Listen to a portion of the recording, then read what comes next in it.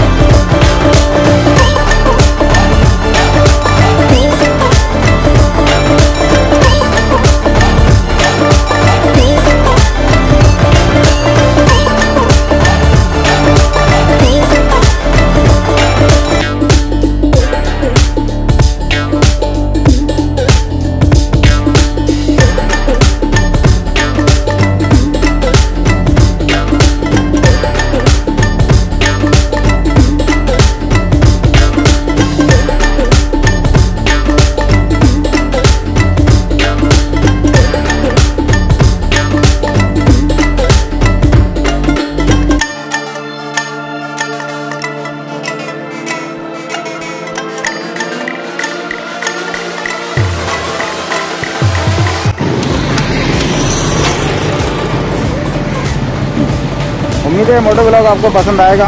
मेरे चैनल को सब्सक्राइब करें, वीडियो पसंद आए लाइक करें, शेयर करें और तमाम लोगों को सपोर्ट का बेहद शुक्रिया।